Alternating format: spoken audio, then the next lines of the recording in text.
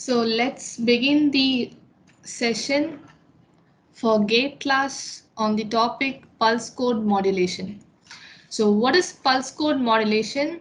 It is the analog signal is quantized into a number of discrete levels. Yes, the analog signals which we are aware of, it is the continuous time signal. So coming to pulse code, so it is the use discrete time samples of analog signals. So the transmission is composed of analog information sent at different times. Yes, so the variation of pulse amplitude or pulse timing allowed to vary continuously over all values. So that is with pulse code modulation introduction. So moving on to the next slide. So here we are going to see about the various steps in order to digitize an analog signal. So usually digitizing the analog signal, so we have three steps. Yes, the PCM consists of three basic steps to digitize an analog signal. So very first step is sampling. The second one is quantization and the last one is binary encoding. So before going for these steps, so we have a prerequisite. So what is that prerequisite? So we need to sample. So we have to filter the signal to limit the maximum frequency of the signal as it affects the sampling rate. So we need to filter the signal to limit the maximum frequency. So then filtering should ensure that we do not distort the signal. So which means that we have to remove the high frequency components that affect the signal shape. So after doing this, we may go for this PCM steps. So which is to digitize an analog signal. So starting from sampling, then extending to quantization, then to binary encoding. So moving on to the next slide. So this is the general block diagram for PCM encoder. Yes, this is the general block diagram for pulse code modulation encoder. So we begin with analog signals. So we are going to start with analog signal. So the analog signal which is further converted to the various phases of PCM encoder. So which goes with sampling. So yes, the sampling which extends to PAM signal. So sampling which leads to PAM signal, after which we go for quantization. Yes, quantization which further goes with this quantized signal, and after that is encoding. So then we obtain the digital data. So the entire layout is the representation of components of pulse code modulation encoder. So this particular diagram corresponds with three steps of process. The three stages which includes sampling, quantization as well as encoding. So analog signals which are being converted to the digital data. So moving on to the next slide. So now we'll see what is sampling. So far we learned the layout, that is the block diagram of a PCM encoder. So now we'll move on to the individual steps. So that is with first step. First and foremost step is with sampling. So sampling. So what is that? We are just taking the analog signal. It is sampled for every TS. So what is the TS? It is the symbol period. So next, the TS, that is the symbol period, is referred to as the sampling interval. Yes. Now FS, that is the sampling frequency. So which is represented as inverse of Ts.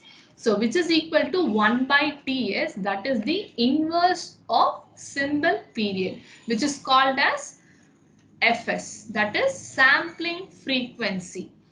So it is called as the sampling rate or sampling frequency. So Ts is the symbol period, whereas Fs is the sampling frequency. Next, so we just see the three sampling methods. We just move on to the three sampling methods. So first and foremost thing is ideal, natural, then flat top. So first is ideal, second one is natural, third one is flat top. So what is this ideal? It is an impulse at each sampling instant. Yes, it is an impulse at each sampling instant. So second is natural. So natural, which refers to a pulse of short width with varying amplitude, that is with differing amplitude. Next is flat top, which holds the sample and hold like natural but with single amplitude value. So this is with flat top. So we have three sampling methods: ideal, natural, flat top. Ideal, which deals with an impulse at each sampling instant, whereas natural, a pulse of short width with varying amplitude. Flat top, a sample and hold like natural but with single amplitude value. So the process is referred to as pulse amplitude modulation, which is commonly represented as PAM, and the outcome is a signal with analog values, that is non-integer values. So which makes to the non-integer values. So next we'll move on to the representations. Yes, we'll move on to how the graph of three samplings looks, right? Natural, ideal, flat top. So how the three different sampling methods of pulse code modulation which looks. So here we have taken with amplitude versus time. So we have taken amplitude versus time, how this varies. So this three graphs which represents the difference between the ideal, natural and flat top. So we are considering amplitude as well as the time. So Ts is the symbol period. It is the symbol period. So we'll get into the next. So Nyquist theorem. Hope probably we are aware of this Nyquist theorem. So according to the Nyquist theorem, the sampling rate should be at least 2 times the highest frequency contained in the signal. Highest frequency contained in the signal. So again, I'll just repeat the Nyquist theorem. The sampling rate must be at least 2 times the highest frequency contained in the signal. Yes, with this, we can see the Nyquist sampling rate for low pass and band pass signal.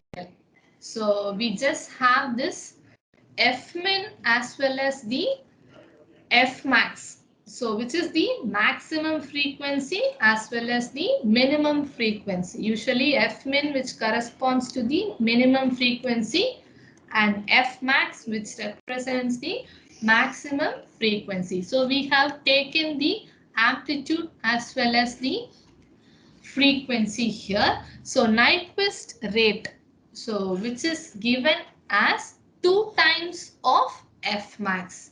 that is 2 times of maximum frequency. So Nyquist rate, which is being given as 2 into F max, 2 times of F max. So next is the band pass signal. So Nyquist rate, which is being given as 2 into F max. So this is with low pass signal as well as the band pass signal. So here we see the amplitude versus frequency with minimum frequency and the maximum frequency with F max and F min.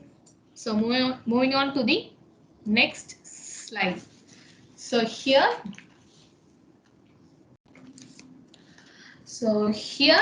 we'll see with recovery of a sample sine wave for different sampling rate with different sampling rate. So here we have at 2f. So with fs, which is being sampling frequency, which is being given as 2 times of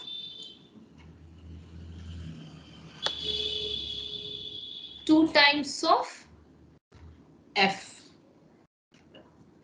Then oversampling. Then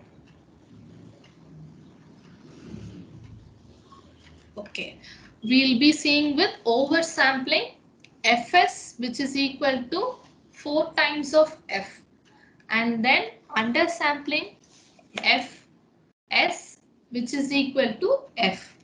F is my frequency, message frequency. So f, which is mean message frequency. Okay, Nyquist theorem. So first graph shows the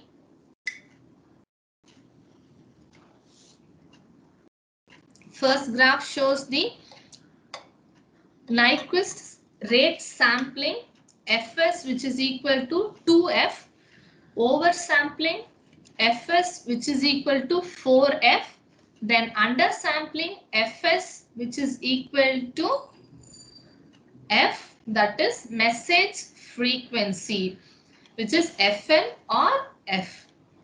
Fine.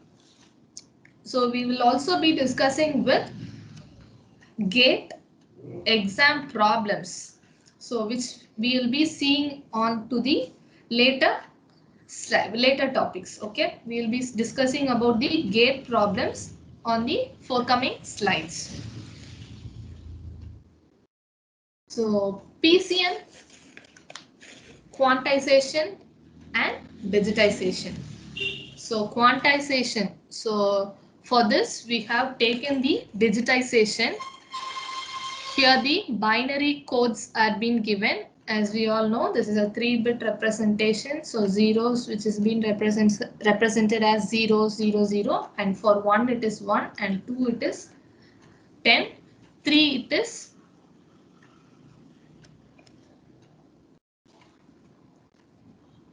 okay. We'll be moving on to the similar pattern. So we'll be moving on with the similar pattern. So this is with quantization to digitization. Quantization, PCM, pulse code modulation, quantization and digitization. So this is linear quantization. So divide amplitude spectrum into n units for log 2 n-bit quantization. Log base 2 n-bit quantization. Log base 2 n-bit quantization. So here we have taken sound intensity with quantization index. How the sound intensity with quantization index. So this is the non-uniform quantization. Non-uniform quantization. So 2f max. So f max refers to maximum frequency. So this is with smaller range. So we'll start discussing with the problems. So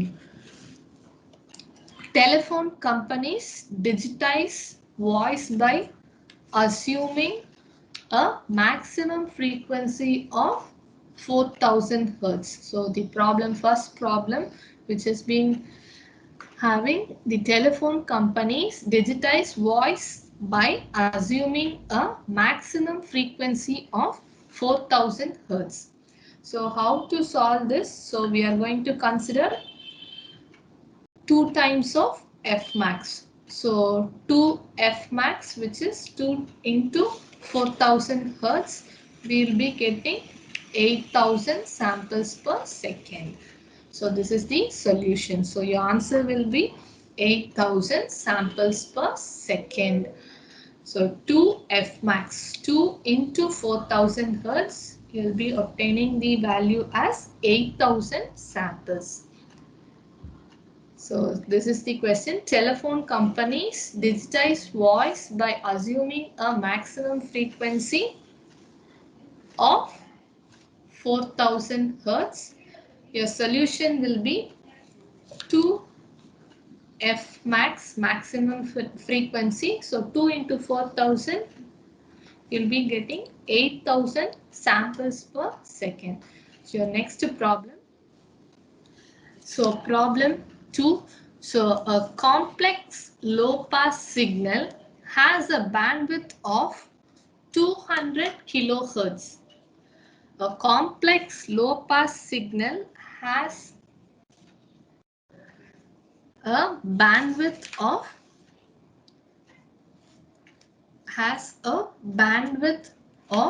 200 kilohertz. Then what is the minimum sampling rate for this signal? So this is a gate problem. So now we will solve this. So how to solve the given problem? Yes, the bandwidth of low pass signal is between 0 to f. It is between 0 to f. So it is between 0 to f. 0 to f. So f, that is the message frequency. So where f is the maximum frequency. So f is the maximum frequency in the signal. So therefore we can sample this signal at 2 times the highest frequency. So therefore we can sample this signal at 2 times the highest frequency, 200 kilohertz. The sampling rate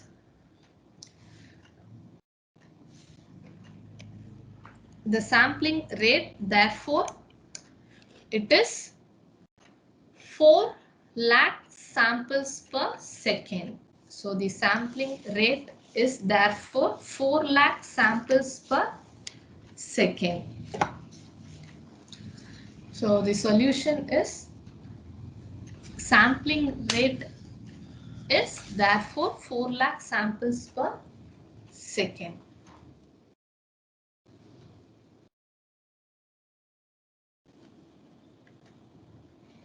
So next problem. So a complex band pass signal has a bandwidth of 200 kilohertz. What is the minimum sampling rate for this signal? So we'll see with that. So we cannot find the minimum sampling rate in this case. So why? Because we do not know where the bandwidth starts or ends. We do not know the maximum frequency in the signal. So this is the solution to the given problem. So a complex bandpass signal has a bandwidth of 200 kilohertz. what is the minimum sampling rate for this signal? So solution is we cannot find the minimum sampling rate in this case. Why? Because we do not know where the bandwidth starts or ends. We do not know the maximum frequency in the signal.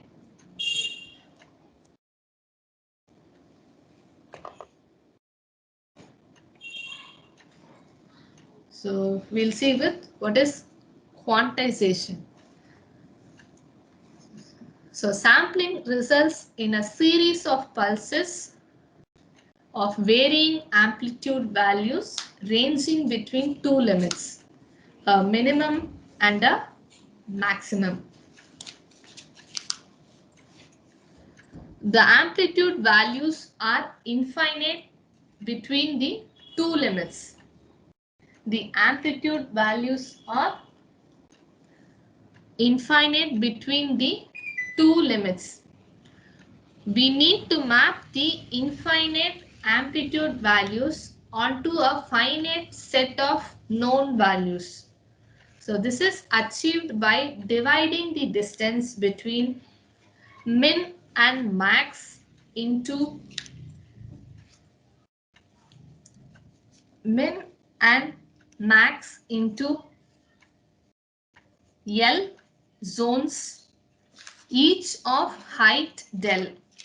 So L refers to quantization levels. So del, which is equal to max minus min divided by L. So L, which is the quantization level, or it is the zones.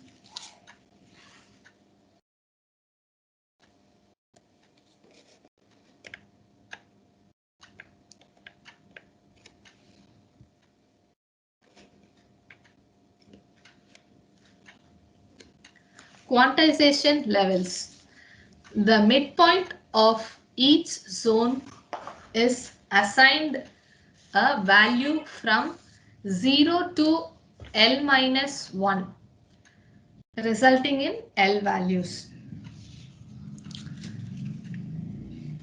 Each sample falling in a zone is then approximated to the value of the midpoint.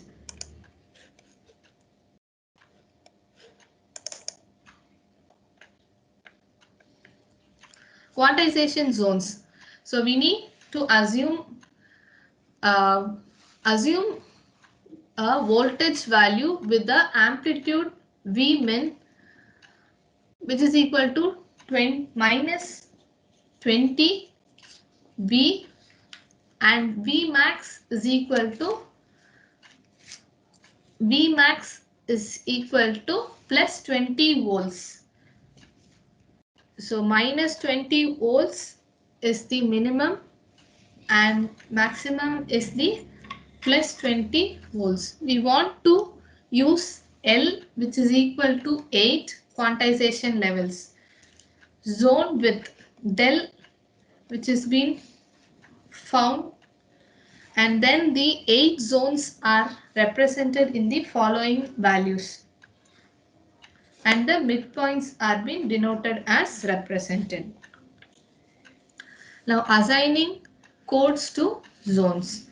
So each zone is then assigned a binary code. The number of bits required to encode the zones, or the number of bits per sample as it is commonly referred to, is obtained as follow. So this is as represented.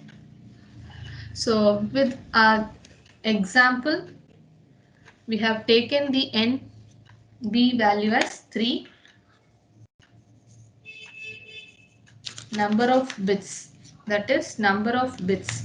So the 8 zones are represented with the following binary codes.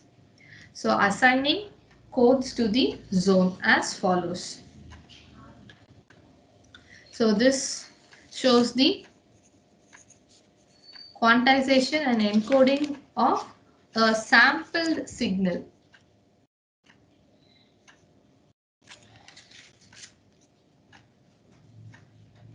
So here we will skip this. So quantization error. So when a signal is quantized, we introduce an error. The coded signal is an approximation of the actual amplitude value.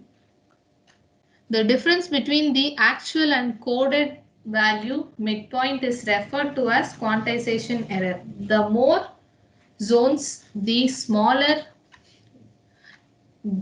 del, which results in smaller errors. But the more zones, the more bits required to encode the sample's higher bit rate. So this is quantization error and signal to noise ratio. Signals with lower amplitude values will suffer more from quantization error as the error range. So non-linear quantization is used to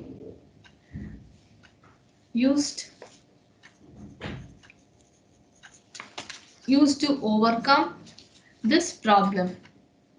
So the main goal is to keep signal to noise ratio fixed for all sample values.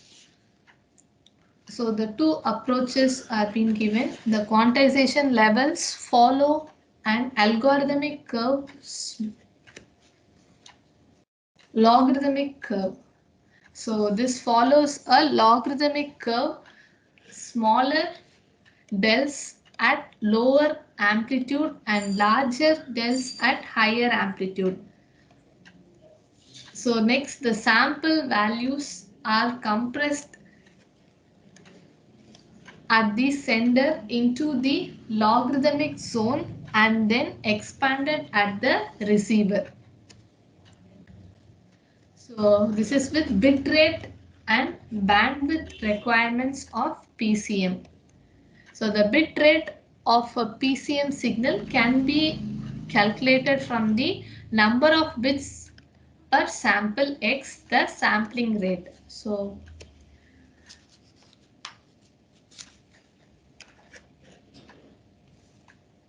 bit rate, which is being given as number of bits into Fs. So which is the sampling frequency, number of bits into sampling frequency. The bandwidth required to transmit the signal depends on the type of line encoding used. So the problem, band limited signal with a maximum frequency of 5 kHz is to be sampled accordingly to the sampling theorem. The sampling frequency which is not valid is. So this topic, so it is a gate exam problem. So the solution with explanation is given here. So FM, which is 5 kilohertz according to the sampling frequency. So here we obtain the answer as 5 kilohertz. Next problem, consider two real valued signal. So x of t band limited to minus 500 Hertz to 500 Hertz and y of t band limited to minus 1 kilohertz to 1 kilohertz for z of t which is equal to x of t into y of t. The Nyquist sampling frequency in kilohertz is, so to find this, x of t which is given, y of t which is being given, so then z of t which is being given as x of t into y of t. So the multiplication in time domain result convolution in frequency domain. So the range of convolution in frequency domain is taken as minus 1500 Hertz to 1500 Hertz. So the maximum frequency present in Z of t is 1500 Hertz. Nyquist rate is 3000 Hertz or 3 kilohertz. So answer is 3.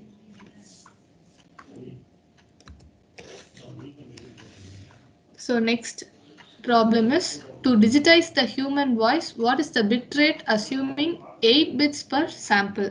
So the solution is the human voice normally contains frequencies from 0 to 4000 Hz. So the sampling rate and the bit rate are calculated as follows. Sampling rate, which is equal to 4000 into 2, so 8000 samples per second. Bit rate, which is equal to 8000 into 8, which is equal to 64,000 bits per second, which is equal to 64 kilobits per second. So next problem, a binary PCM system with 256 quantizing levels has a sampling frequency of 7 kilohertz. The bit rate of the system is the number of quantizing level, which is equal to 256, which is taken as 2 to the power 8. So n is 8. The sampling frequency Fs is 7 kilohertz. So the bit rate of the system is found as n into Fs. So 8 into 7 kilohertz, which is obtained as 56 kilobits per second.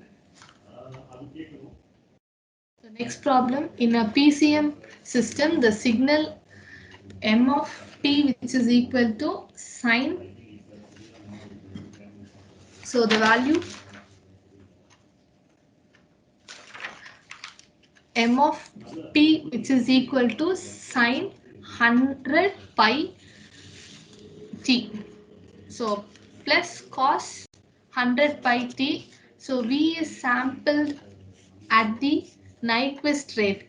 The samples are processed by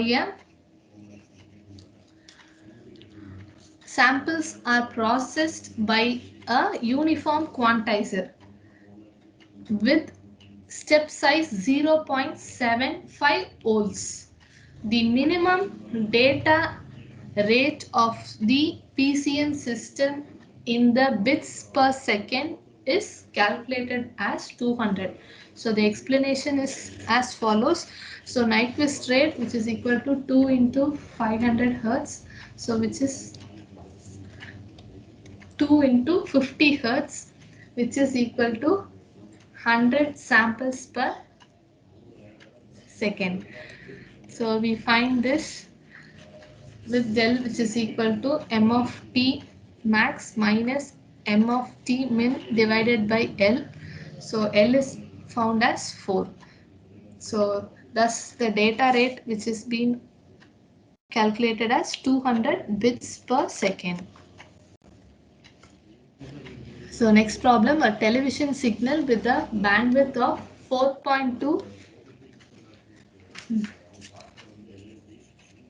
megahertz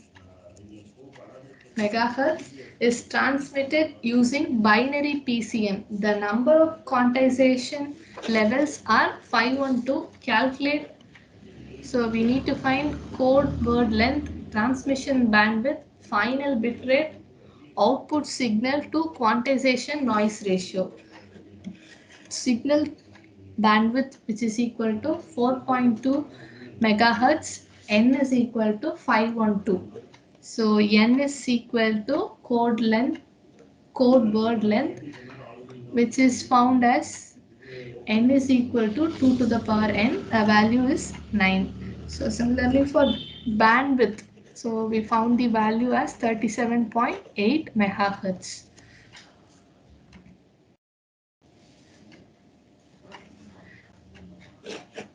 Next problem, a sinusoidal signal of amplitude A is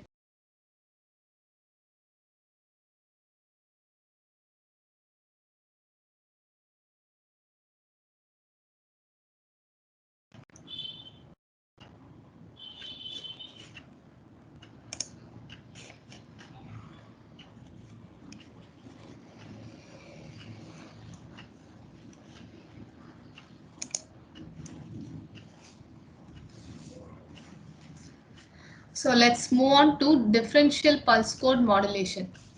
So here M of t is the message signal. So feedback given with delayed version and error is calculated. So E of n is the error.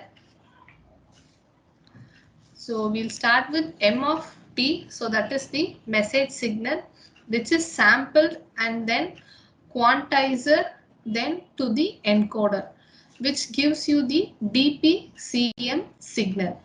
So differential pulse code modulation signal. So M of t is the message signal. So feedback given with delayed version and error is calculated.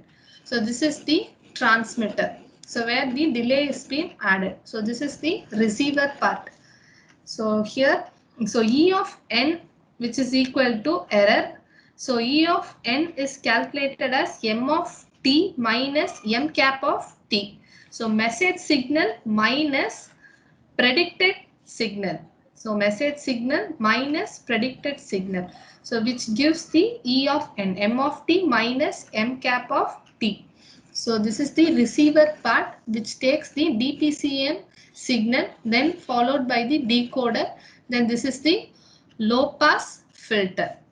Then where the delay is being added. So this is the receiver part and this is the transmitter part.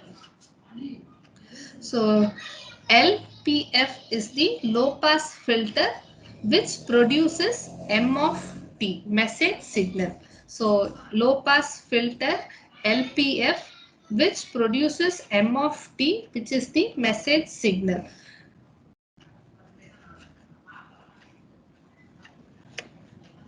So this is the transmitter and this is the receiver. So DPCM is the differential pulse code modulation. So this is the transmitter DPCM and this is the DPCM receiver. So in case of delay, input to the quantizer is present, sample and previous sample. So in case of predictor, input to the quantizer is sampled value and it is predicted. So predictor consists of delay elements. By observing the previous sampled values, it predicts the present value. Bitrate is equal to n divided by ts. So n divided by ts. Ts is the symbol period and n represents the number of bits. So n represents the number of bits and ts which represents the symbol period. BW is the bandwidth. So this entire view represents the transmitter DPCM and DPCM receiver. So this is quantization. So quantization, so discrete time signal is converted to discrete amplitude signal. Discrete time signal is converted to discrete amplitude signal.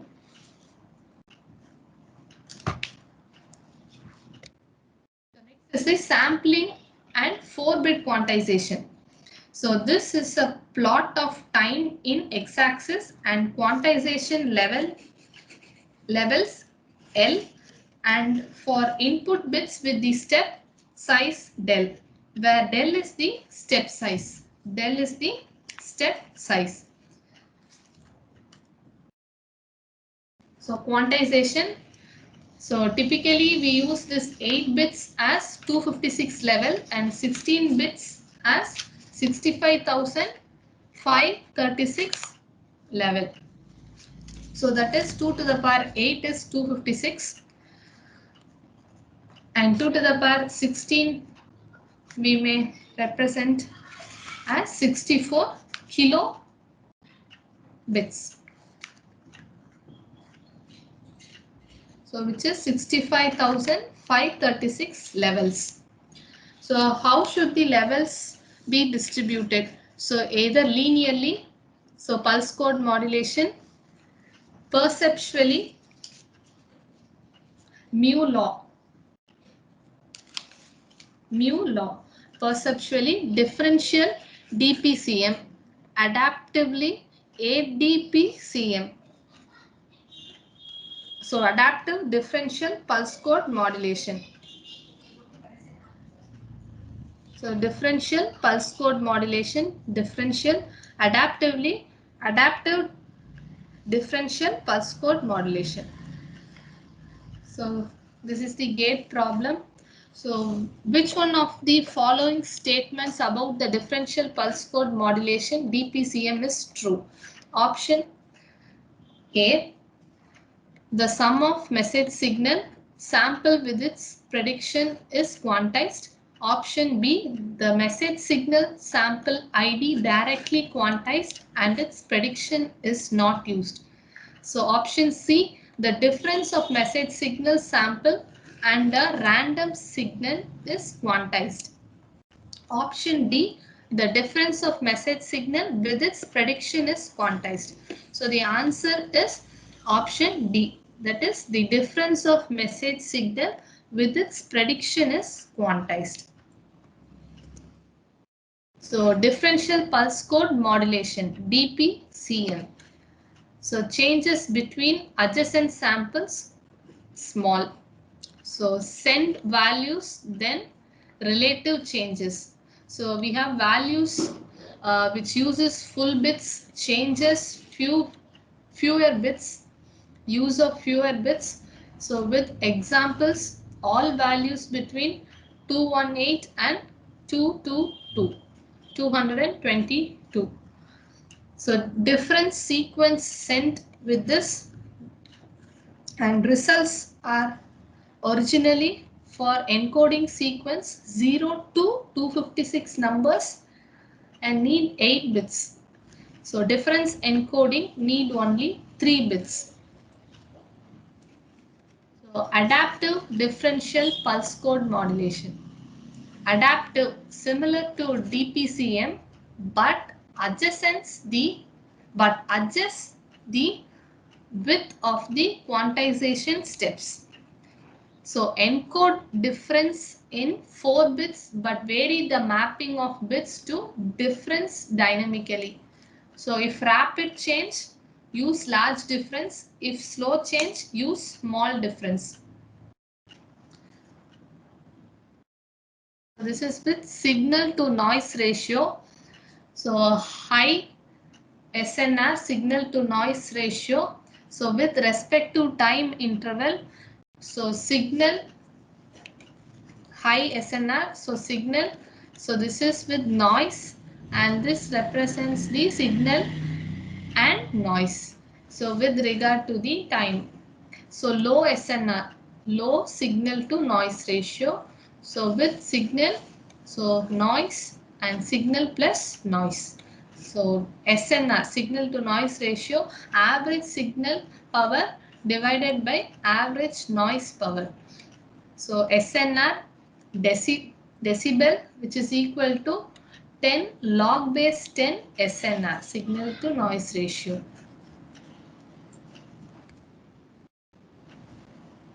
Signal to noise ratio.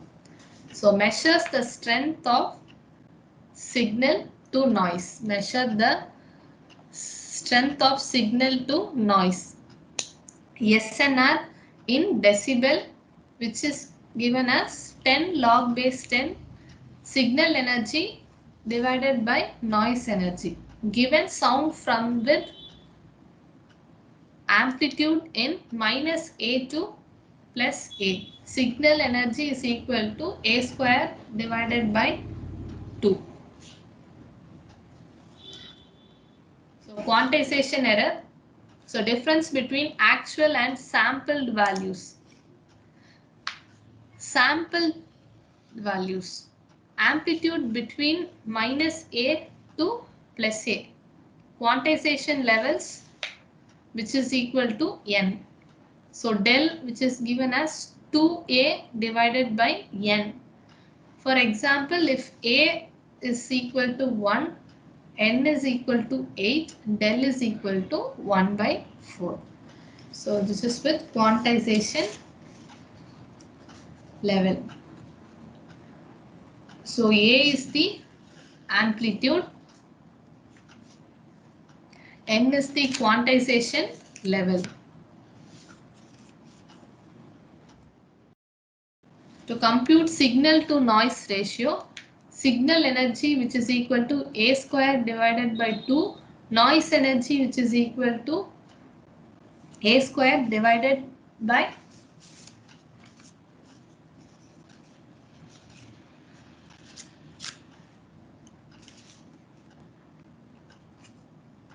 so noise energy del square divided by 12, del is equal to 2A divided by N. So noise energy which is equal to A square divided by 3N square.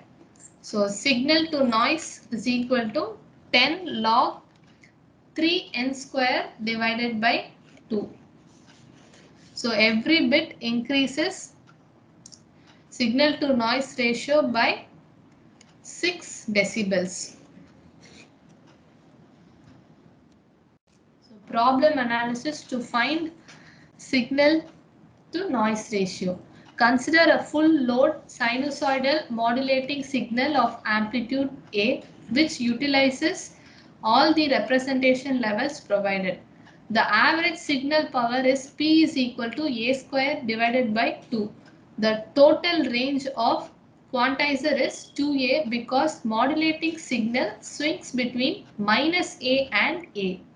So therefore, if it is n is equal to 16, it is 4-bit quantizer. So del is equal to 2a divided by 2 to the power 4, which is equal to a divided by 8.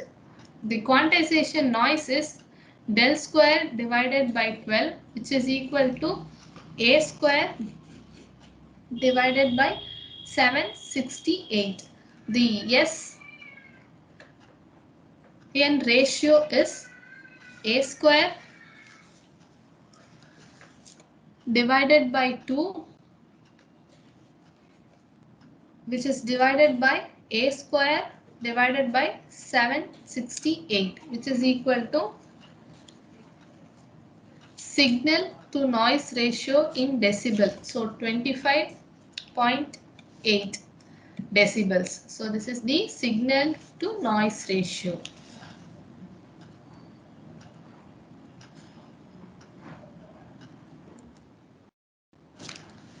Noise in DPCM system. Noise in DPCM system. Signal to noise ratio of DPCM.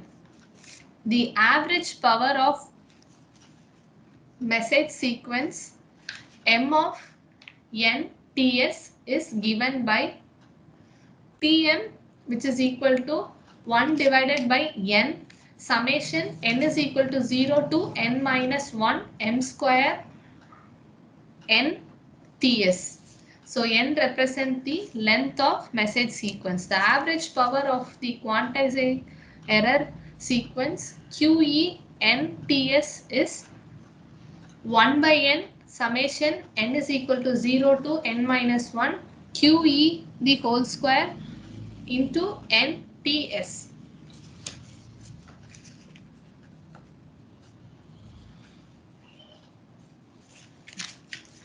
So which is average power of quantizing error sequence QE of NTS is computed.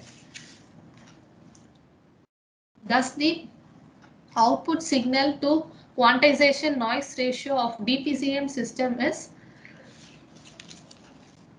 signal to noise ratio output, which is equal to PM divided by PQ. So PM divided by, so where PM is the message power. Okay, PM is the message power. So PM divided by PQ. So PQ stands for quantization power. PQ stands for quantization power. So here we get this PE as prediction error power. So PM divided by PE into PE divided by PQ. So signal to noise ratio output, which is equal to GP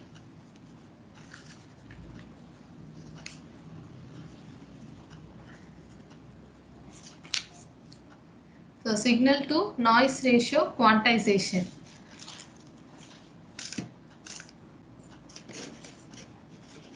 So processing gain is GP. Processing gain is GP, which is equal to PM divided by PE. So PM is the message power.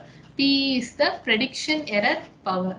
So GP SNR, signal to noise ratio quantization,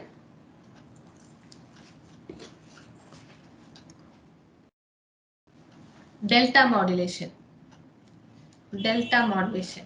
So it is used to decrease the bandwidth.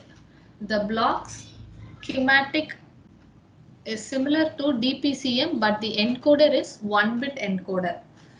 So this is the first diagram which shows the transmitter part of delta modulation and followed by the receiver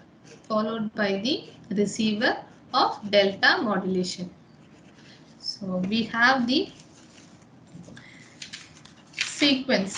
So we have transmitter, so M of T, message signal, so which is sampled, then quantizer, then to the encoder. So then the delay is being further added. So feedback given with delayed version and error is calculated. So error is calculated. E of n is the error. So E of n is M of T minus M cap of T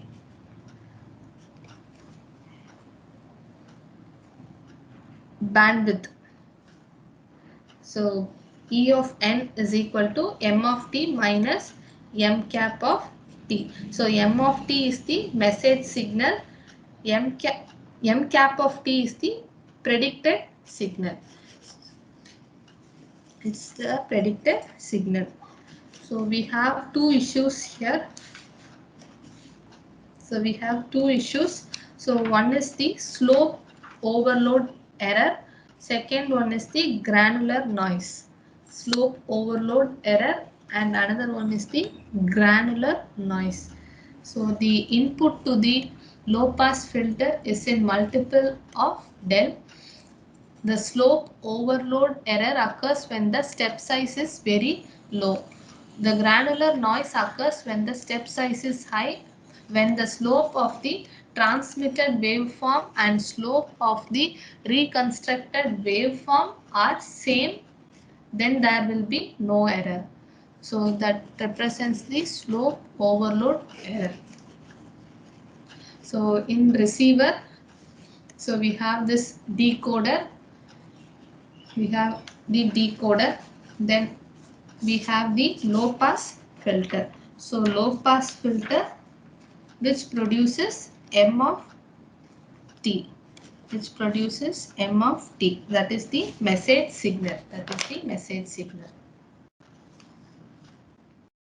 So adaptive delta modulation, ADM, which involves additional hardware design to provide variable step size, thereby reducing slope overload effects without increasing the granular noise. So this represents the transmitter and this is the receiver.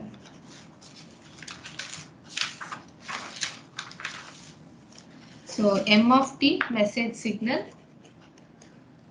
So integrator, accumulator. So that is receiver, integrator, accumulator, then low pass filter. So which has the message signal, M of T. Adaptive delta modulation.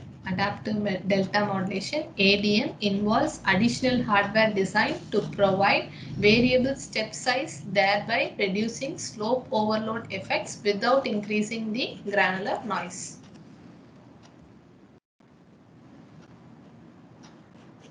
So granular noise occurs when the step size is high. Granular noise occurs when the step size is high. Slope overload error occurs when the step size is very low. So next, the questions. Waveform coding techniques are.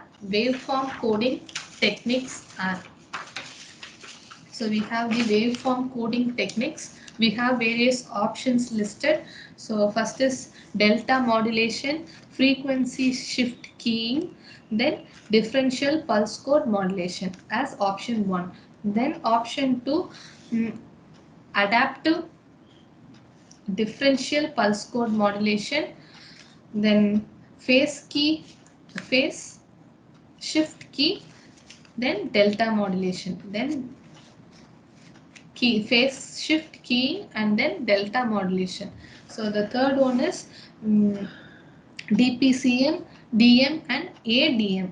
So DPCM, differential pulse code modulation, delta modulation and adaptive delta modulation. So last option is none of the above. So answer is DPCM, DM and ADM. So differential pulse code modulation, then delta modulation, followed by adaptive delta modulation. So next question is advantages of differential pulse code modulation, DPCMR. So first option is bandwidth requirement of DPCM is more compared to ADM.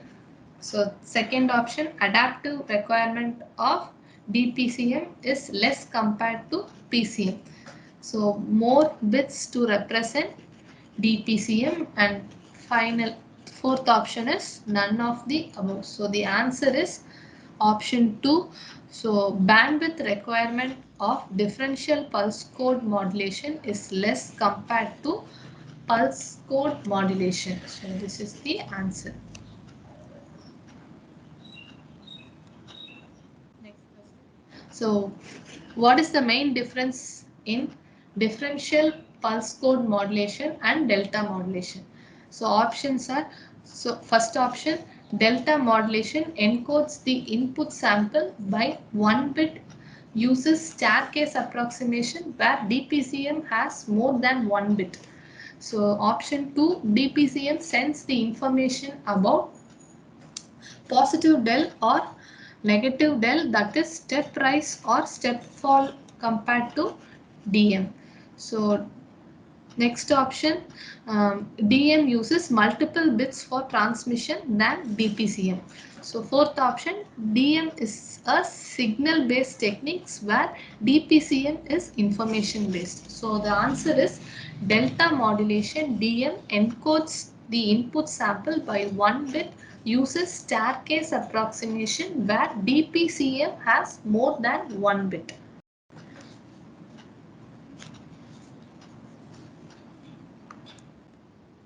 Next question. Limitations of delta modulation are. So first option, slope of overload distortion. Second one, granular noise. Option 3, slope of overload distortion and granulation noise. Option 4, none of the above. So answer is slope of overload distortion and granulation noise.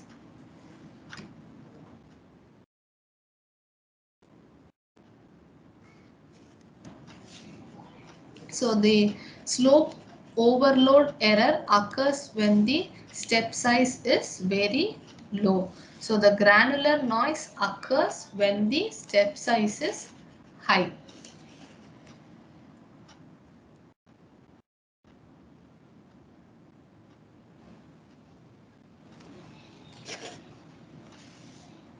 So next question, how does granular noise occurs? So options are: first option, due to small step size and very small amplitude variation in the input signal. Option 2, due to large step size and very small amplitude variation in the input signal. Option 3, due to only large step size. Option 4, due to small step size. So the answer is due to large step size and very small amplitude variation in the input signal.